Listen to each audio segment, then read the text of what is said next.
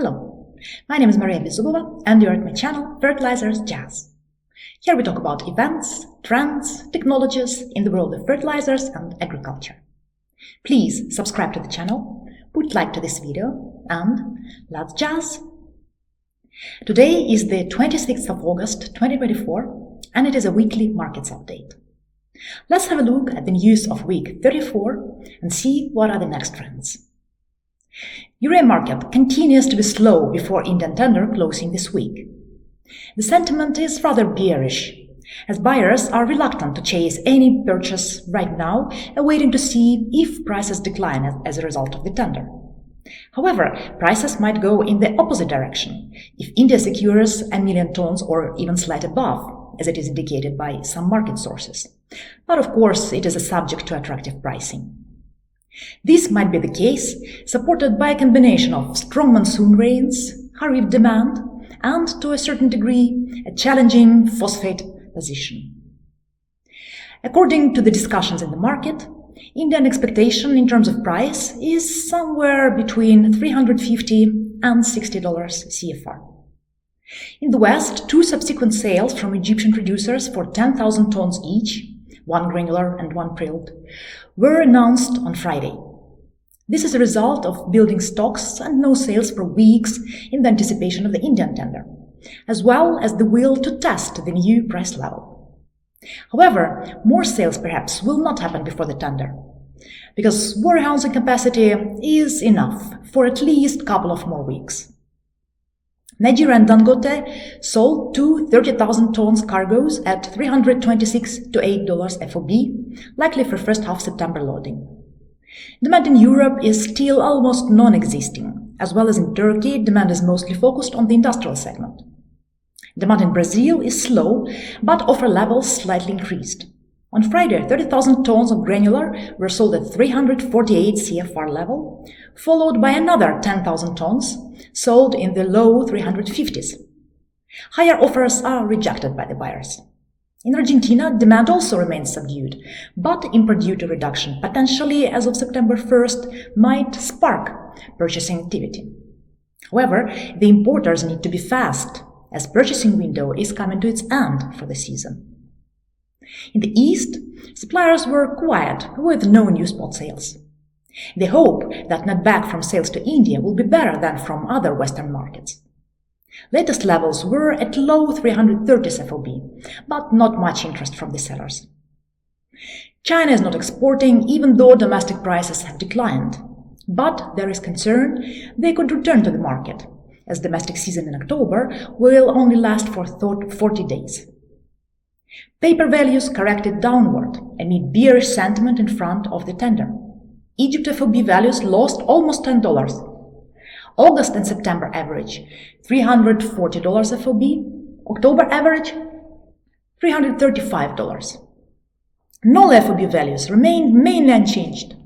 Arab Gulf FOB values also showed decline to the level of average $330 for August, September and October. Brazil CFR lost $5 and reached average $345 for August and September and $340 for October. Ammonium sulfate market prices are firming across geographies, with demand picking up in all key countries. In Europe, prices for standard Amsul climbed to 150 to 70 euros FOB, driven by limited availability. Producers are believed to be operating at only 50 to 60% capacity, due to high gas price. At the same time, granular prices remained mostly unchanged. However, there is no massive inquiry for Amsul purchases in Europe that is expected to start in September and begin in October. In Turkey, purchases geared up. About 100,000 tons of standard product is heading from China at $165 to $75 CFR level. In China, offers of standard Amsul remained mostly unchanged at the level of $138 to $43 FOB. But prices for granular and compacted product firmed to $160 to $65 FOB. That is mostly driven by increasing demand from Brazil. Multiple lots of businesses into Brazil, ranging from 5 to 15,000 tons each, have taken place over the last week, with prices ranging mostly from $180 to $82 CFR. In the US, IOC's plant in Texas has restarted after being down for over a month. The plant located in Galveston was hit by a storm in July, causing substantial damage. But now it is all good, back on stream. Activity in nitrates remains very slow. Yara in Europe announced new CIN price for October, effective immediately, €2.95 CF inland, which is €5 higher its previous price. No sales happened this week, but the market seems to accept the price. Some business happened in the South America though. Guatemala's importer purchased 40,000 tons of combined ammonium nitrate, urea, and DAP from Russia, and price understood to be at the level of $290 CFR. A group of Ecuadorian buyers also bought around 12,000 tons of Russian ammonium nitrate at $310 CFR. UAN market activity remained subdued across the globe. Situation in ammonia market is mostly unchanged. The supply west of Suez starts to slowly improve. Algeria and Sorfert sold 13.5 thousand tons at $530 FOB for an August or beginning September shipment. Production rates of all Algerian producers show improvements, so more product will be available in September. Trinidad producers are still operating at about 80% capacity, but quite stable right now. In the US, the market is seasonally inactive. Some market sources indicate that new Tampa deal for September might be around $500 CFR, meaning plus $25 versus a month ago. But we will see if such bullish seller sentiment meets the buyer's expectation, taking into account already high prices. In the East, the key news is that India has scrapped its August purchase tender due to high proposed prices and lower than usual phosphoric acid supply. However, low DAP stocks in the country will support domestic DAP production based on imported ammonia. Other than that, Middle East suppliers don't have any volumes available for spot sales, so the prices are stable at $355 to $70 FOB. The largest news in phosphates was finalization of the deal between OCP and Indian buyers with a total combined amount of DAP and TSP sold reaching 730,000 tons. Price for DAP is $620 CFR for a total of 510,000 tons without credit. Price for TSP is $445 CFR for a total of 220,000 tons. The purchase is split between 10 buyers, with IPL purchasing the largest volume of 110,000 tons of DAP and 30,000 tons of TSP. All shipments are expected to be completed by the end of October. However, maybe a November deadline will be confirmed later. Freight is estimated at around $40 per ton. However, unsolved situation with the subsidy for DAP importers significantly influenced total imports of phosphates this year, before the Kharif season. Imports are lower by more than 1.5 million tons versus a year ago. Clearly, India needed this deal, but looks like it is still not enough to fulfill the actual demand. In Bangladesh, the tender announced a week ago closed yesterday. We will know the details later this week. However, due to political and related economical turmoil, banks are reluctant to open letters of credit, putting in danger any future or recent purchases. Ma'aden reported active sales last week for September shipment. Total 110,000 tons of MAP to the US and Brazil, priced on formula, 25,000 of DAP to Iraq at high $620 FOB, and 40,000 tons of DAP to Eastern Africa, netting back to the low 580 FOB. Brazil market is still quiet, no new sales heard. Argus Fertilizer Affordability Index, which includes international prices for urea, DAP, and potash, adjusted by global usage, fell to the highest level since January 2023, mostly driven by an increase in processed phosphate prices. The decline in nutrient affordability is connected to a decline in soybean prices, as the harvest has been in full swing in the Northern Hemisphere, which has been contrasted with higher phosphate fertilizers due to tight DAP availability and robust demand in South Asia. Moving to the fundamentals. European natural gas futures fell below 37 euros per megawatt hour, down from an early month peak of over 40 euros. as Europe's gas reserves are nearly full. As of August 19, storage levels in 90% capacity, surpassing the EU's November target by over 2 months. The target was reached thanks to a mild 23-24 winter, subdued gas demand, and continued strong Norwegian deliveries. Ukrainian storage, however, is underutilized this year by foreign traders amid repeated Russian attacks. This ample storage has helped dampen recent price surges driven by supply concerns. While storage is slightly below last year's levels and injection rates have slowed, it's still above the 5-year average.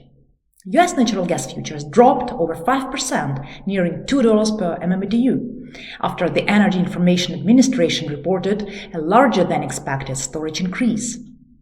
US utilities added 35 billion cubic feet of natural gas to storage for the week ending August 16, surpassing market expectations. This build pushed storage levels almost 13% above the 5-year average, reflecting an ongoing supply surplus. Looking ahead, analysts anticipate that this surplus will lead to lower consumer prices for natural gas this winter, driven by strategic stockpiling efforts. Agricultural commodities futures dropped again. Wheat futures ended the week at fresh contract lows at $5.05 per bushel, as concerns over Canadian rail were subsided with the end of lockout and shipments of Black Sea wheat increased this week. The looming threat of a rail strike with Canadian National Railway Corporation and Canadian Pacific Kansas City Ltd., set to lock out over 9,000 workers, has prompted farmers to sell their grain ahead of anticipated transport issues. This is particularly concerning for Canada, where over 90% of grain is transported by rail, and the country is expected to ship approximately 25.3 million tons in the 2024-25 marketing year. On Thursday, Canada's federal labor minister decided to intervene and to refer the labor dispute to the Canada Industrial Relations Board for binding arbitration. The board is a quasi-judicial tribunal charged with keeping the industrial peace in Canada. The government has come under intense pressure from trade groups in Canada and in the US, and also from Canadian provincial governments to take quick action to end this shutdown, which threatened the economy and trade relations with the US. However, it is not yet quite clear when exactly rail service will resume, because the board is an independent body that follows its own procedures. The damage is evaluated at the level of $300 million already for 3 days of strike, while if it continues more than a week, damage might exceed $1 billion. Corn futures also corrected downwards, reaching new record low of $3.91 per bushel. Annual crop tour of corn states in the US last week confirms expectations of near-record corn yields in 24-25. Current market dynamics alongside attractive ethanol margins and Federal Reserve policies suggest ongoing challenges for corn prices. Also, wheat prices can be influenced by enormous corn supplies, adding even more pressure to wheat prices. Soybean futures were modestly higher versus previous week low at $9.52 per bushel, on signs of demand and as hot weather returns to the US Midwest. USDA reported another private export sale of 120,000 tons of 2024-25 soybeans to unknown destinations on Friday. That takes the last week total of flash sales to all destinations to almost 1.4 million tons. However, after the exchange closed on Friday, ProFarmer, which is an independent agency for agricultural analytics in the US, released its new projections for the soybean yield. That is larger than previous numbers by USDA. So next week, we might expect reaction by the market, with prices dropping further from previous levels. Moving to the shipping industry. Containerized freight index continued its downward rally of previous weeks and dropped by 5% during past week. However, still it is far above its levels of a year ago and of course pre-pandemic levels. The Baltic Dry Index increased by 4%, gaining about 70 points during last week, supported by higher rates for capesize segment mostly. The capesize index climbed 97 points, or about 3.6%, its highest since July 24. The Panamax index, on the contrary, lost 34 points, or 2.2%. Prices in this segment are pressured by an oversupply of shipping capacity compared to demand, with South American exports being lower than anticipated. Among smaller vessels, the Supramax index was marginally up by a couple of points. In the Red Sea, another vessel, Greek flag oil tanker, was ablaze and drifting after Houthis' attack on August 21. The ship caught fire, lost power, and its ability to maneuver. Houthi rebels have now targeted more than 80 vessels since attacks began in November 2023. So unfortunately, security of this route only worsens. To sum up, the sentiment in urea market is bearish in front of the Indian tender.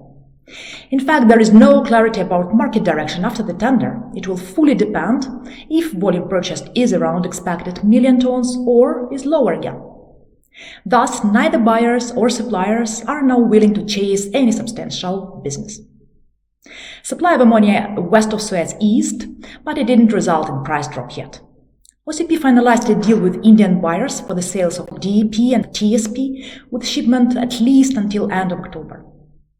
However, this amount might still be not enough to cover actual phosphate demand in India, taking into account extremely low stocks. Agricultural commodities futures dropped more, especially for wheat and corn, pushing fertilizers affordability down. Now, affordability of fertilizers, according to Argus Index, is at the lowest point since January 2023, mostly due to high phosphate prices and decreasing crops prices. Panic in the European gas market seems to cool down, and TTF gas futures price decreased this week, also due to the fact that gas storages are 90% full 2 months in advance of the target.